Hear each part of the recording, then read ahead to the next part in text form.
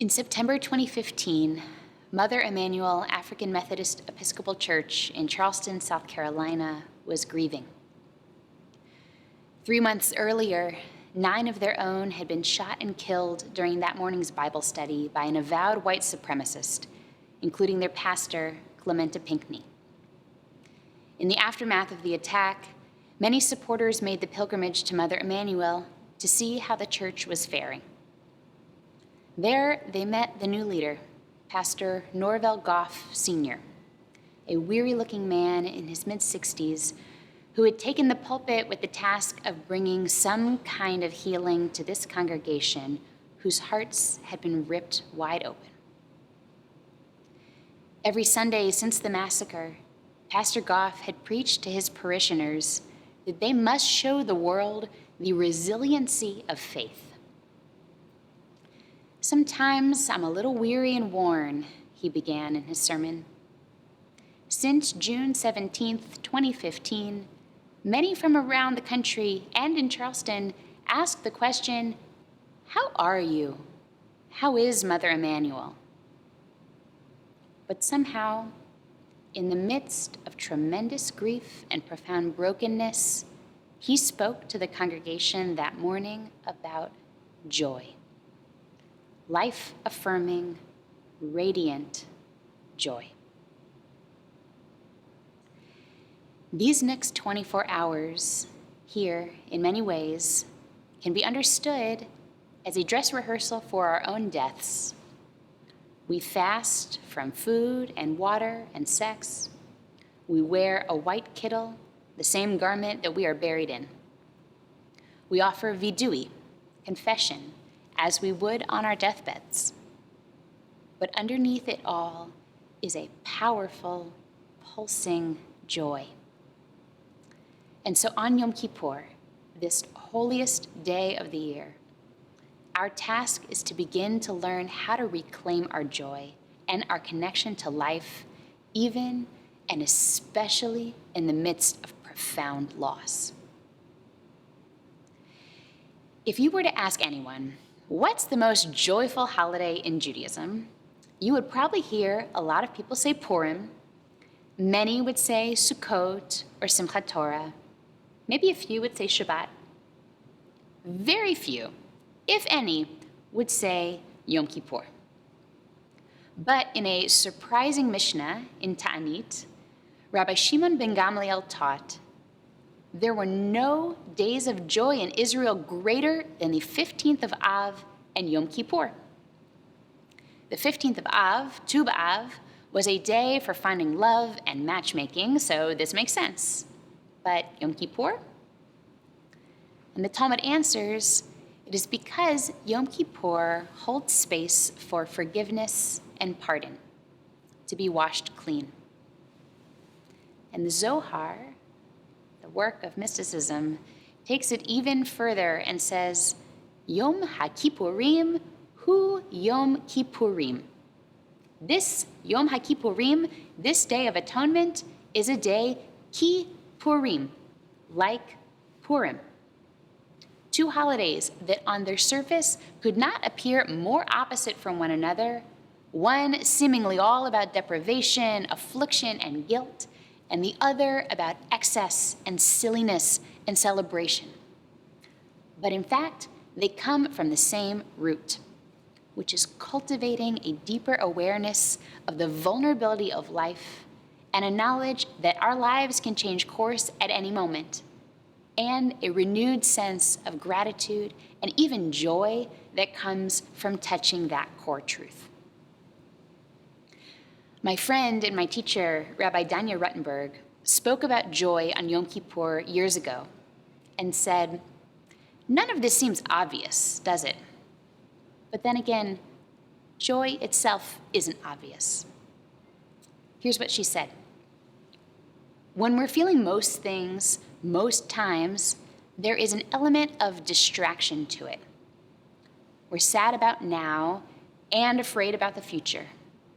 We're angry about something that just happened because it taps into a whole host of things that happened a long time ago. We are so often bound up into a whole complex network of thoughts and ideas from the past and the future. And we manage, sometimes, to be both in the moment and somewhere else, in another point along the spectrum of time, torn ever so slightly in two or even more pieces. But when we're feeling joy, on the other hand, there's only the moment of joy, and we take it in fully. We tend to experience more, and we are newly attuned to the small, everyday flashes of beauty and grace that populate our lives. We suddenly notice the loveliness of the flowers on the side of the road, the crisp sweetness of an apple, the kindness paid to us by someone we encounter briefly. In joy, we feel more sensitized, more awake, more alive. And it's that sensitivity, that openness, that situating oneself entirely in the present moment that opens us also to the transcendent, to the holy, to the sacred stream of life that flows through us, connects us, surrounds us. In his sermon that morning at Mother Emanuel, Pastor Goff spoke about joy in this same way. This joy was an intense awareness of the gift of life, the fruit of hope. Joy as the very condition of being alive. Joy is an everyday spiritual condition that actually has nothing to do with what we call happiness. Happiness is surface level, and there was no happiness for his congregation at that moment. But, he said, even in the midst of trials and tribulations, we still have joy. So much of the time, though, maybe even most of the time right now, we may feel cut off from any kind of joy. That expansive feeling of interconnectedness and attunement to the world around us becomes utterly inaccessible. And instead, the texture of our lives on a day-to-day basis becomes a lot more dry and brittle. Joy? Really? Right now, I'm just existing. Or maybe we get those brief flashes of joy, and then we feel guilty about it. That by experiencing joy and leaning into it, we're somehow negating suffering, either our own or the suffering of so many people around us. Or that joy is somehow distracting us from the real work that needs to be done, whatever that real work is. Often, we can be the ones who are smothering our own joy, even if we don't realize it. Sometimes because we think it's what we have to do to make space for our own pain or the pain of others. But by blocking out joy, we may actually be limiting the expression of that pain as well. It's a quirk of how we're wired as human beings. When we close off from one emotion, we close off from all of them, whether we like it or not. So on Yom Kippur, our core spiritual practices, fasting and confession, are designed to help us open up to all of our lives. Rabbi Danya says, these rituals of purification are meant to lift us higher and higher into joy. Fasting is a means for altering consciousness and helping us to access a state that's difficult when we're full and grounded. Abstaining from leather lowers our defenses as we take down protective armor. And most importantly, naming all the ways our lives have been dysfunctional, all the ways we've strayed from who we should be, opens a door wide for new possibilities. And we also experience a greater awareness of our own aliveness in those final moments of Yom Kippur. The last words we will say at the end of Ne'ilah tomorrow evening are the same words that Jewish tradition would have us recite at the end of life. Shema Yisrael, Adonai Eloheinu, Adonai Echad. Adonai Hu HaElohim. 7 times, our voices rising louder and louder each time. It is as if, worn down physically and emotionally through fasting and confession, we are now teetering on the edge of life and death. And when the shofar finally sounds at the end, we are pulled back from the brink at the last moment. Those first moments after the shofar sounds are so crisp and so full of gratitude. They are my favorite moments of the entire year because they are so full of possibility. Joy is not a luxury for those who can afford to be sheltered from the storm. It is not something we get to practice once every other problem is finally solved. Joy is a birthright for all of us. It is one of the secrets to Jewish survival, for practicing courage and resilience in dark times.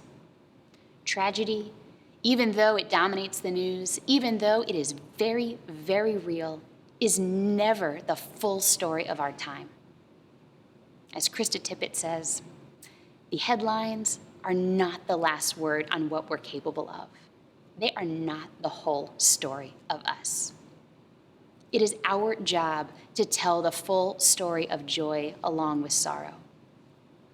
Rav Avraham Yitzchak Kook also knew this when he wrote, "Just as there is a great value to the confession of sins, there is also great value to the confession of mitzvot, our positive deeds, which gladdens the heart and strengthens the holy paths of life." If we were to only focus on what's gone wrong this year, we could fill page after page after page, but it still wouldn't be the entire story.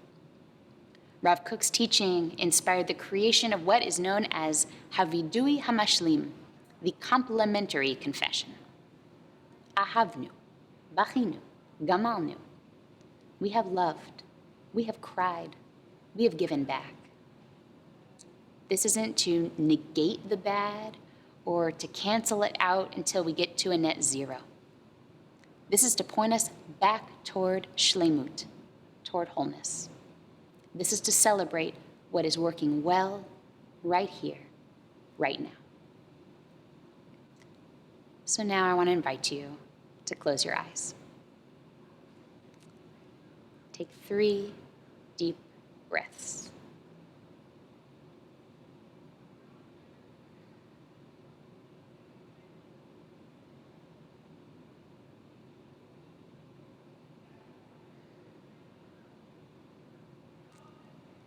See if you can remember a moment from this past year when you experienced joy. A moment of feeling fully awake, fully alive. Where were you? Who was with you, if anyone? What did it feel like in your body? Memorize that feeling. It will always be there to return to, no matter how long you've forgotten. Joy, as Pastor Goff said, is the very condition of being alive, an intense awareness that each moment is a gift and contains the fruit of hope. May we all taste that sweetness in this coming year, every single day. Gomar Chatima Tova. May you all be sealed for a year of goodness, of life, and of joy.